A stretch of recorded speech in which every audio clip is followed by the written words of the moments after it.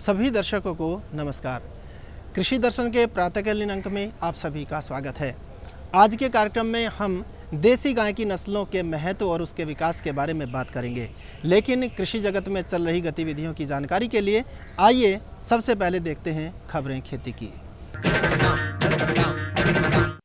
जुलाई माह में कृषि जिंसों की कीमतों में लगातार गिरावट। कम बारिश वाले क्षेत्रों को सरकार देगी सहायता। कम दाम और कमजोर बारिश से बढ़ा कपास आयात। चावल खरीद का लक्ष्य 3 करोड़ टन। कॉफी निर्यात में करीब 1.5% की बढ़ोतरी। नमस्कार, खबरें खेती की में आपका स्वागत है। मैं हूं कुसुमलता।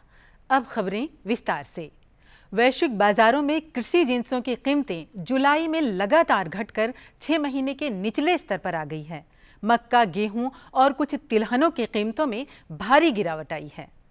वैश्विक बाजारों में कृषि जिंसों की कीमतों में जुलाई माह में लगातार गिरावट दर्ज की गई। इससे पता चलता है कि इन जिंसों की दुनिया भर में आपूर्ति पर्याप्त है। कृषि जिंसों की वैश्विक कीमतों में गिरावट से खाद्य एवं कृषि संगठन का खाद्य कीमत सूचकांक तेजी से नीचे आया है। अंतर्राष्ट्रीय स्तर पर कारोबार होने वाली खाद्य जिंसों की एक बास्केट की कीमतों के आधार पर FAO खाद्य कीमत सूचकांक इस साल जुलाई में 203.9 अंक पर रहा है, जो जून के संशोधित आंकड़ों से 4.4% कम है। इससे पहले खाद्य कीमत सूचकांक का यह स्तर जनवरी 2014 में 203.2 अंक था। FAO के वरिष्ठ अर्थशास्त्री के अनुसार खाद्य विशेष रूप से अनाज और खाद्य तेलों की कीमतों में लगातार गिरावट जारी है और आगामी सीजनों में बेहतर आपूर्ति की संभावनाओं को दर्शाता है। किसी राज्य सरकार द्वारा अपने किसी जिले या क्षेत्र को अभी तक सूखा प्रभावित घोषित नहीं किए जाने के बावजूद केंद्र सरकार ने बारिश की कमी से प्रभावित क्षेत्रों के लिए सहायता योजना की घोषणा की है। देश में बाढ़ एवं सूखे की स्थिति के बारे में पिछले सप्ताह हुई चर्चा के बाद अभी तक किसी भी राज्य ने किसी जिले या क्षेत्र को सूखा प्रभावित घोषित नहीं किया है। लेकिन 15 जुलाई तक 50% से कम बारिश वाले क्षेत्रों के लिए डीजल राज सहायता योजना शुरू की गई है। यह 15 जुलाई से 30 सितंबर तक लागू रहेगी। सरकार के अनुसार ऐसे क्षेत्र जिन्हें सूखा प्रभावित घोषित नहीं किया गया है, लेकिन उनमें बुआई के बाद फसल नष्ट हो गई है, तो उनके लिए बीज पर दी जाने वाली राज सहायता 50% बढ़ा दी गई है। अगर किसी क्षेत्र में बागवानी फसलें नष्ट हो गई हैं, तो ऐसे क्षेत्रों को सूखा प्रभावित घोषित होने के बाद भी बागवानी मदद के लिए 700 करोड़ रुपए की अतिरिक्त राशि रखी गई है। कृषि बढ़ाने के लिए 100 करोड़ रुपए का प्रावधान है। केंद्र ने बारिश की कमी से प्रभावित क्षेत्रों के लिए डीजल, बीज, बागवानी और चारा उत्पादन में राज सहायता देने की घोषणा की है। विदेशी बाजारों में कपास की कीमतों में भारी गिरावट और कमजोर मानसून से हाल के हफ्तों में भारत का कपास आयात बढ़ा है। चालू सीजन में आयात आधिकारिक अनुमान से 25% ज्यादा रह सकता है। कमजोर मानसून और विदेशी बाजारों में कपास की कीमतों में भारी गिरावट के कारण इस वर्ष भारत का कपास आयात बढ़ने की संभावना है। सितंबर में समाप्त होने जा रहे चालू सीजन में आयात अनुमान से 25% ज्यादा रह सकता है। इससे कपास वायदा में भी मजबूती आएगी। देश में कमजोर बारिश से इस साल कपास की बुआई में देरी हुई है, जिससे उत्पादन को लेकर चिंता बनी हुई है। एक रिपोर्ट के अनुसार कपास का आयात विशेष रूप से पश्चिम अफ्रीका से बढ़ा है, क्योंकि उनकी कीमतें भारत की तुलना में कम हैं और गुणवत्ता भी अच्छी है। कारोबारियों के अनुसार आवक में बढ़ोतरी से सितंबर में समाप्त होने जा रहे सीजन में भारत का कुल आयात 10 लाख गांठ से ज्यादा रह सकता है। सरकार ने खरीफ विपणन सीजन 2014-15 में करीब 3 करोड़ टन चावल खरीदने का लक्ष्य तय किया है, जो वर्ष 2013-14 की वास्तविक खरीद से महज 40 लाख टन ज्यादा है। सरकार ने चालू सीजन 2014-2015 में करीब 3 करोड़ टन चावल खरीद का लक्ष्य रखा है। हालांकि यह खरीद सीजन 2013-2014 में सरकार के शुरुआती लक्ष्य से 20 लाख टन कम है। चावल खरीद सीजन अक्टूबर से सितंबर तक होता है। वर्ष 2013-2014 में सरकार ने 3.2 करोड़ टन चावल खरीद का लक्ष्य रखा था, लेकिन वास्तविक खरीद 2.6 करोड़ टन रही है। सरकार ने पहली बार दैनिक खरीद के इलेक्ट्रॉनिक रिकॉर्ड के लिए सिस्टम शुरू किया है। राज्यों को सलाह दी गई है कि ज्यादा से ज्यादा किसानों की मदद के लिए खरीद केंद्र खोले जाएं। चालू कॉफी वर्ष अक्टूबर से सितंबर के पहले 10 महीनों के दौरान देश में कॉफी का निर्यात करीब 1.5% बढ़कर 2,62,864 टन रहा है। इस वर्ष देश का कॉफी निर्यात मामूली बढ़त के साथ 2,62,864 टन रहा, जो पिछले साल समान अवधि के दौरान निर्यात 2,58,835 टन रहा था। अक्टूबर 2013 से जुलाई 2014 के दौरान हुए निर्यात में 4,237 करोड़ रुपए की आमदनी हुई, जो पिछले साल की समान अवधि से 8.8% अधिक है। पिछले साल की इस अवधि में कॉफी के निर्यात से 3,892 करोड़ रुपए की आमदनी हुई थी। कॉफी बोर्ड के आंकड़ों के अनुसार प्रति इकाई आमदनी 7.2% बढ़कर 1,61,194 रुपए प्रति टन है, जो पिछले साल की इस अवधि में 1,50,349 रुपए प्रति टन थी। खेती किसानी लगभग पूरी तरह मौसम पर आधारित है। इस कारण मौसम की सही जानकारी काफी अहम हो जाती है। मौसम की सही जानकारी होने से किसान भाइयों, आप अच्छा उत्पादन लेने में कामयाब होंगे और इससे आपकी आमदनी भी बढ़ेगी। तो इसलिए अब लेते हैं मौसम की जानकारी। मौसम विज्ञान विभाग के अनुसार अगले 24 घंटों में अनुमान है कि जम्मू कश्मीर, हिमाचल और उत्तराखंड के पहाड़ी भागों पर बादल छाए रहेंगे व कई भागों में हल्की बारिश की संभावना है। पंजाब, हरियाणा और उत्तर प्रदेश के अधिकतर भागों में बादल छाए रहेंगे व कुछ भागों में बारिश के आसार हैं। बिहार व झारखंड में ज्यादातर भागों में गरज के साथ छींटे पड़ेंगे। छत्तीसगढ़, उड़ीसा और आंध्र प्रदेश के सभी भागों में आसमान बादलों से ढका रहेगा। आसाम, अरुणाचल प्रदेश व सिक्किम में तेज बारिश के आसार हैं। वर्षा को ध्यान में रखते हुए किसान भाइयों को सलाह दी जाती है कि वे अपने खेतों के किसी एक भाग में वर्षा के पानी को इकट्ठा करने की व्यवस्था करें, जिसका उपयोग वर्षा न आने के दौरान फसलों की सिंचाई के लिए करें। और अब कुछ खबरें कमोडिटी के क्षेत्र से। कमोडिटी में मोटे अनाज के क्षेत्र में गेहूं और चावल की मांग मजबूत होने से तेजी का रुख रहा। खाद्य तेलों में मांग कमजोर होने से तिल, सरसों और राइस ब्राउन तेल में मंदे का रुख रहा। इसके अलावा गुड़ व चीनी भी सुस्त रहे। खेती की खबरों में आज बस इतना ही। कृषि दर्शन कार्यक्रम में और अधिक रोचक और ज्ञानवर्धक जानकारियों के लिए देखते रहिए कृषि दर्शन। ये लो और बताओ। बस। अरे ये क्या भैया जी, बस इतनी सी रासायनिक खाद? किसानी छोड़ रहे हो क्या? किसानी नहीं, नादानी छोड़ रहे हैं। मिट्टी की जांच कराई है।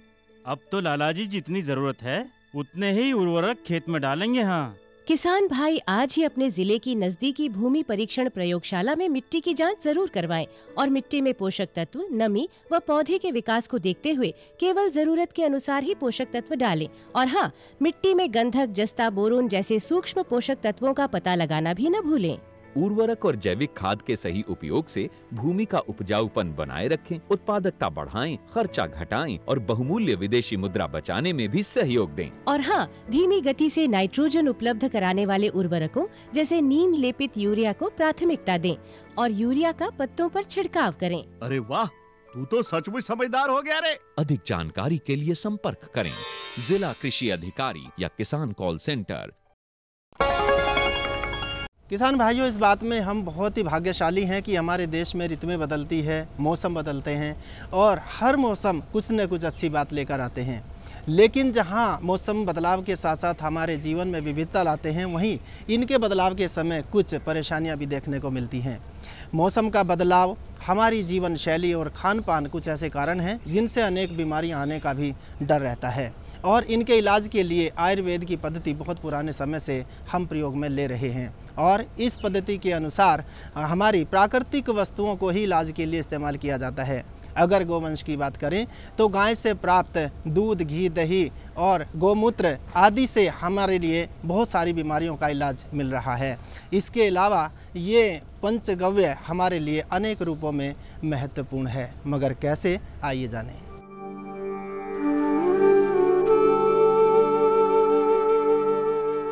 एक बड़ा छोटा सा सवाल है, अगर पूछा जाए कि गाय क्या है, तो बहुत से लोगों के लिए तो कोई दूध देने वाला पशु है, किसी के लिए शायद जो थोड़ा और जागरूक हो वो कह देगा जी गोबर भी मिलता है। लेकिन गाय सच कहें तो जीवन का आधार है। गाय जो है वो प्रकृति की एक ऐसी देन है जिसके आधार पर ही जीवन जो है उसका पूरा चक्र चलता है।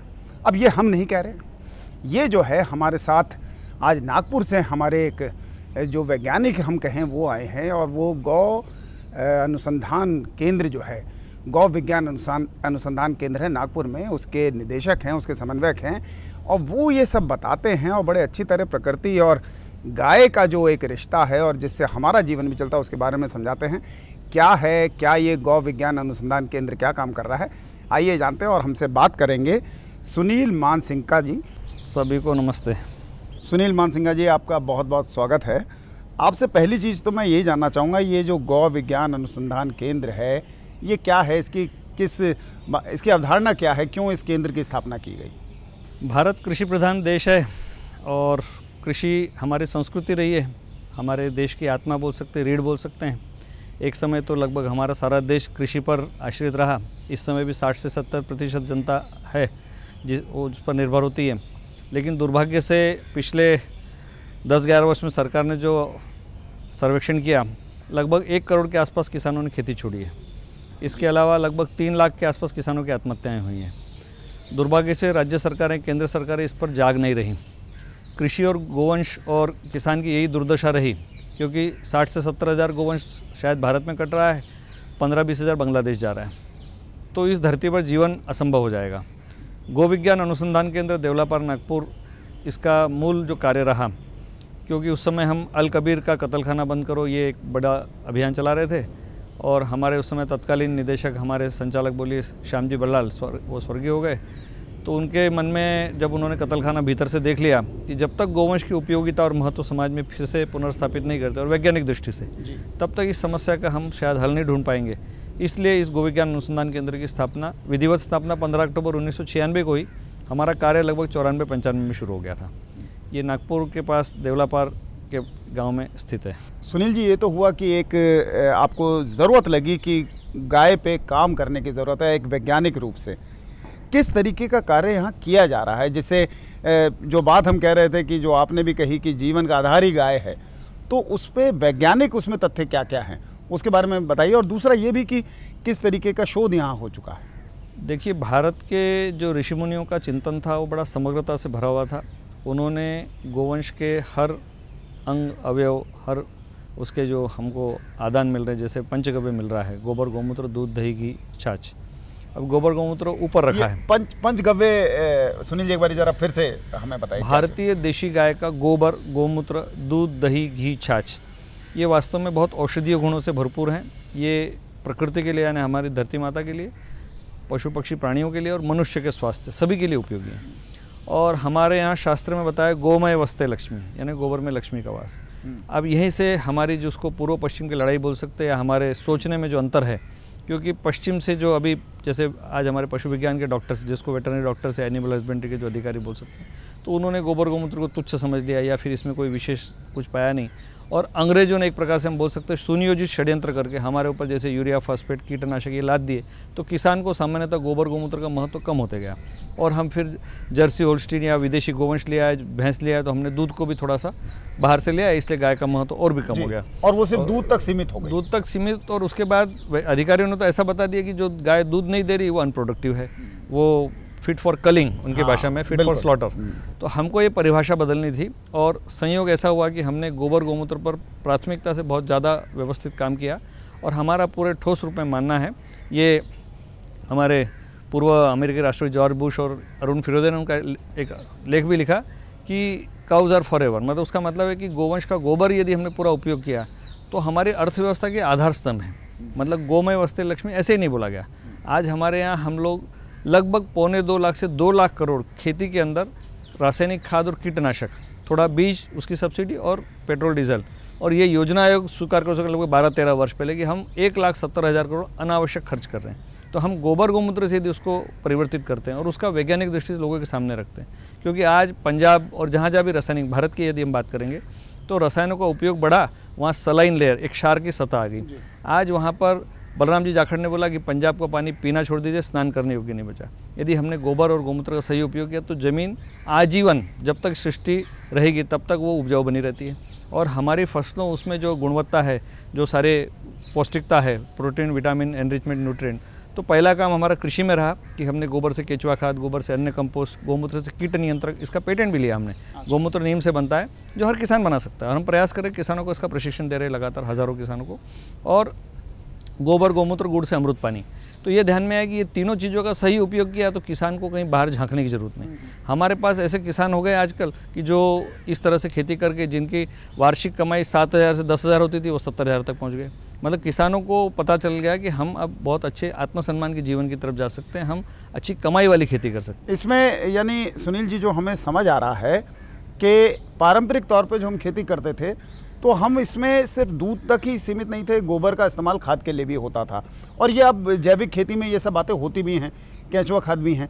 एक इसमें थोड़ा सा मैं ये पूछना चाहूँगा, क्योंकि हम जब इस पर बात करते हैं तो लोग कहते हैं कि हमारे पास इतना गोबर नहीं है कि इतनी मात्रा में जैविक खाद बनाई जा सके। वैज्ञानिक कहते हैं कि वो बहुत अच्छी खाद है, 17 पोषक तत्वों की ज़रूरत है तो काफ़ी सारे उसमें हैं, लेकिन उसके बावजूद भी इतनी मात्रा में गोबर नहीं है। तो ये कितना सही है?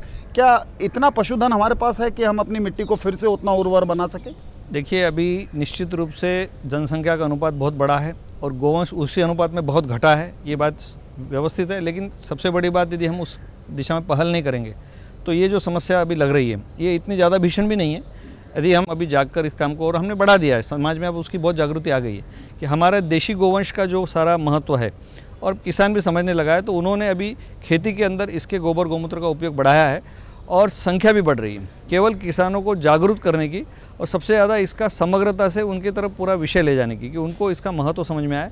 और हम जैसे हम देवलापार, हम जो अच्छी गौशाला जहाँ भी काम कर रही है, किसान आज बिना दूध का गोवंश ससम्मान लेने के लिए तैयार हो गया।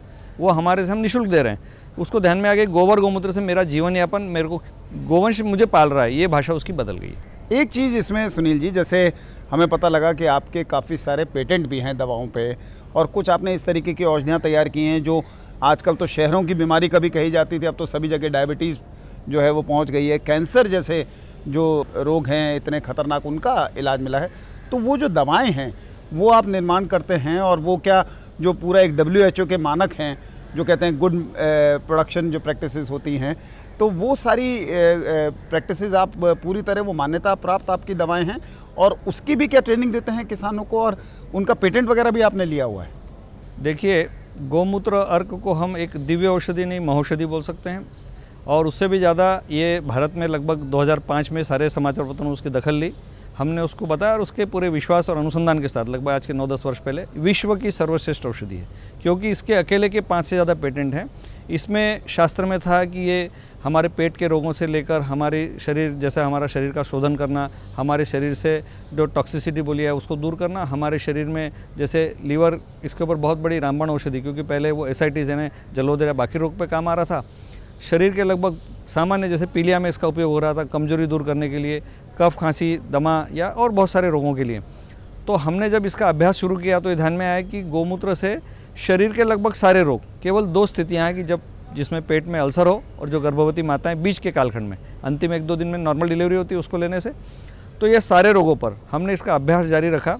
हमारे क्रमशः भारत सरकार के साथ 5 पेटेंट, जिसमें इसका एंटी कैंसर प्रॉपर्टीज़, एंटीऑक्सीडेंट बहुत है इसमें बहुत सारे जो एंटी ट्यूबरकुलोसिस बोलेंगे, antibiotic, anti fungal, anti bacterial ऐसे प्रॉपर्टीज़, उसके साथ क्षय रोग के दूसरे कीटाणु नाश करना। उसमें जैसा आपने बताया कि एंटीबायोटिक या बाकी औषधियाँ अब निष्प्रभावी हो रही है, WHO ने बताया कि ये 2015-20 तक फेल हो जाएंगी। तो हमारे इसके अंदर MDR के केसेस यानी मल्टीपल ड्रग रेजिस्टेंस के केसेस भी रिवर्सल हो रहे हैं, टीबी के केसेस और ऐसे कई रोगों में पा रहे हैं। तो कैंसर के हमने 5-7 हज़ार रोगी उसमें स्टेज 4 के भी ठीक किए हैं और कई गौशालाएं इस पर काम कर रही है, कई एलोपैथी के डॉक्टर्स, वैद्य वैज्ञानिक इस पर काम कर रहे हैं।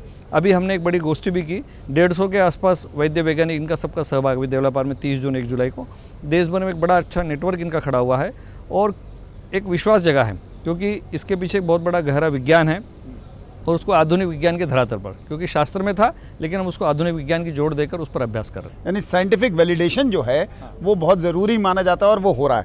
सुनील जी, अब इसमें किसानों के लिए अगर मैं बात करूं तो किसान अब ये जानना चाहता है कि भाई उसको भी अब यानी ये गाय चाहिए, तो एक तो अच्छी नस्ल की देसी गाय नहीं मिलती, उसके लिए किस तरीके के प्रयास हैं और जो भी उत्पाद आपने बताए हैं क्या उनकी ट्रेनिंग भी किसानों को दी जाती है जिससे वो अपना भी एक व्यवसाय खड़ा कर सके? बहुत अच्छा प्रश्न है आपका। मैं एक पहले उदाहरण से शुरू करता हूँ। जयंत बजरबरुआ नलबारी गुवाहाटी में है, सामान्य किसान है, हमारे यहाँ से प्रशिक्षित होकर पिछले 9 से 10 वर्षों में उसने 20 लाख से ज़्यादा के उत्पादन बिक्री किए हैं। उसको आसाम की राज्य सरकार का पिछली 15 अगस्त को राज्य का पुरस्कार मिला है। उसने हज़ारों किसानों को जैविक खेती की तरफ मोड़ा है।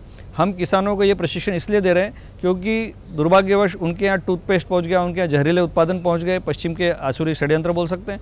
हमने उनको रोककर हमारे गोबर से मंजन बन रहा है, गोबर से धूप बत्ती बन रही है, गोमय से साबुन बन रहा है, हमारे गोमूत्र अर्क ये घर घर में बन सकता है क्योंकि गोमूत्र पान की हमारी परंपरा रही है और ये बड़ी सामान्य विधियों से। तो हम किसानों को खेती के साथ देशी गोवंश का पालन और इन सब का प्रशिक्षण, जिससे किसान स्वावलंबी बने और उसको समग्रता से इसका उपयोग कर सके। और उसके साथ साथ ये नस्ल की जो बात है, हमारे यहाँ अच्छे नस्ल के केंद्र, अभी हमने करनाल की संस्था भारत सरकार की, इनके माध्यम से 23 अच्छे गोपालक जो गिर, साहिवाल, थारपारकर, ओंगोल, कांकरेज हम चिन्हित कर रहे हैं राज्यों में असली बहुत शुद्ध नस्लों का संरक्षण का, और ये प्रयास भी लगातार चल रहा है। हम धीरे धीरे हर जिले तक पहुँचने का प्रयास कर रहे हैं।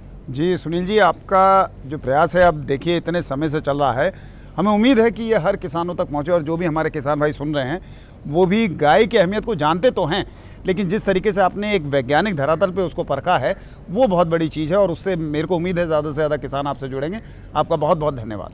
बहुत बहुत धन्यवाद, क्योंकि हम तो चाहेंगे कि ज़्यादा से ज़्यादा किसान इसका लाभ लें। देवला पार्क का केंद्र नागपुर से बहुत नज़दीक, नागपुर में हमारा मुख्यालय है, वो संपर्क में रहें और इनकी प्रशिक्षण की व्यवस्था हम बहुत सारी गौशालाएं देश भर में प्रयास कर रहे हैं। कई गौशालाएं हो गई हैं, उसमें हमारी राजस्थान गौसेवा संघ की गौशाला, सेंधवा की गायत्री परिवार की, बाराबंकी गायत्री परिवार जो गायत्री शांति कुंज हरिद्वार का है, हमारे साथ जो गायत्री परिवार, स्वामीनारायण, इस्कॉन, प्रजापिता, ब्रह्मा कुमारी, ये सब बहुत तरह तरह के अच्छे संस्थान स्वाध्याय परिवार से लेकर वो जुड़े हैं और हम प्रयास कर रहे हैं कि इनका एक नेटवर्क का जाल, जिससे भारतीय देशी गोवंश जो गिर, साहिवाल, थारपारकर, ओंगोल, कांकरेज, ये ऐसी 37 प्रजातियाँ जो चिन्हित हुई हैं, इन सब का महत्व समाज समझे और इसका उपयोग बहुत ज़्यादा बढ़ाए। तो इसलिए हम पूरे प्रयासरत हैं। किसान भाइयों, सुनील जी ने जो बताया कि किस तरीके से गौ विज्ञान अनुसंधान केंद्र जो है वो काम कर रहा है, आप सब उससे जुड़िए और देखिए। गड़बड़ी हमसे यही हो गई कि हम गाय को दूध देने वाली मशीन समझते रहे, वो तो बहुत कुछ देती है। अब ये जो औषधियाँ हैं ये वैज्ञानिक कसौटी पे परखी जा चुकी हैं, इनके पेटेंट मिले हैं। ये कहीं भी सिर्फ ऐसा नहीं है किसी अंधविश्वास पे आधारित है, ये वैज्ञानिक रूप से पूरी तरह ये परखा जा चुका है और इससे जुड़ेंगे आप समझेंगे कि हमारा बहुत सा खर्चा बीमारियों पे ही हो जाता है। हमारी गाय की इतनी अहमियत है कि विदेशियों ने बहुत से फार्म हमारी देसी गाय ले जाके विकसित किए हैं और देसी नस्लों की गाय को वो ब्राह्मण कहते हैं। तो देखिए हमारी गाय की ये जो महिमा है ये सबको पता थी, हम ही कहीं भटक गए। अब प्रकृति से जुड़ना होगा पूरी तरह और उसमें गाय का योगदान बहुत अहम है। तो उम्मीद करते हैं आप जुड़ेंगे और जो पता सुनील जी ने बताया वहाँ पर जाके इनसे संपर्क करेंगे। बिल्कुल मुफ्त आपको इसके बारे में ट्रेनिंग दी जाएगी। खुशबू की फुहार में, स्वाद की बहार में, तरक्की की तानों में, खिलती मुस्कानों में, हरे भरे पौधों में, बड़े बड़े सौदों में, मधुर भिनभिनाहट में, खुशियों की आहट में। NHM बागवानी मिशन, हमारी चाहत आपकी मुस्कुराहट।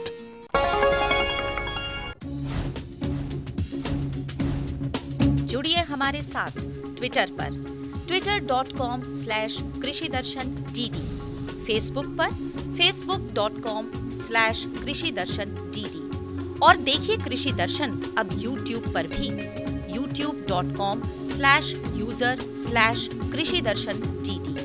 भेजे हमें मेल कृषि-दर्शन-dd@gmail.com पर। आपको हमारा कार्यक्रम कृषि दर्शन कैसा लगा? अपने सुझाव, प्रतिक्रियाएं एवं सवाल हमें इस पते पर भेजें। कृषि दर्शन, कमरा नंबर 10, CPC दूरदर्शन, खेलगांव, नई दिल्ली 110049। पता तो आपने नोट कर ही लिया होगा। हमें उम्मीद है कि आप इस कार्यक्रम में दिखाई गई सभी जानकारियों का पूरा लाभ उठाएंगे और हमें अपने अनुभवों और सुझावों से भी ज़रूर अवगत कराएंगे। और अब घड़ी की सुई कर रही है इशारा कि आपसे विदा लेने का वक्त हो गया है हमारा। हमें आज्ञा दीजिए। नमस्कार।